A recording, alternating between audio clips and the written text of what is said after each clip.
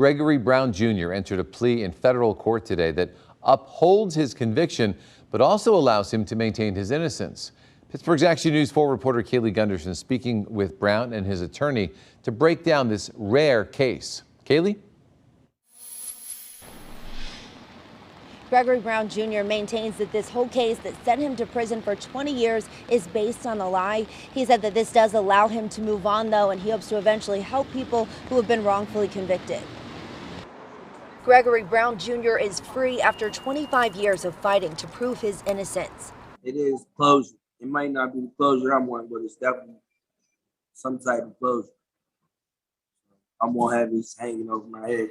Brown entering into an Alford plea, which allows for a guilty plea while still maintaining his innocence, but he says it's not justice. If it was me and my family, I would want to know the truth. I wouldn't want an innocent person behind bars, especially when new evidence was brought about. After a judge granted his plea today, U.S. Attorney Cindy Chung released a statement saying, quote, "A conviction and waiver of appellate rights is important in securing justice for these public servants and their families, and holds Gregory Brown responsible forever in the eyes of the law." In 1997, Brown was convicted of setting the fire that killed 3 Pittsburgh firefighters, Thomas Brooks, Mark Kolenda, and Patricia Conroy, 2 years prior. Attorney Dave Fawcett says the alleged arson was a furnace fire, and several of Brown's family members were in the home when the fire broke out.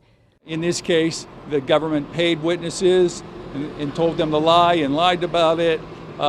They botched their test, which were supposedly indicated that the fire was arson. That led to the conviction being vacated in 2014 after Brown had already served 20 years of a life sentence and was granted a new trial. After today's plea, he will not face any more prison time. It seems that the people, the bad apples in government that caused the wrongful conviction the first time 25 years ago have not been held accountable. And that's not right. That's not fair. Brown said it was a racially motivated abuse of power. I just want to do something where I can help other people in my situation.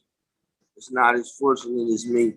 If I could do that, help other people out, then all this wouldn't be, for no reason. And Fawcett says that Brown's mother was accused of conspiracy back in the original trial in 1997 for allegedly telling him to set the fire so that she could collect $20,000 of insurance money while her own family members were inside that home, but she was acquitted. Reporting downtown, Kaylee Gunderson, Pittsburgh's Action News 4.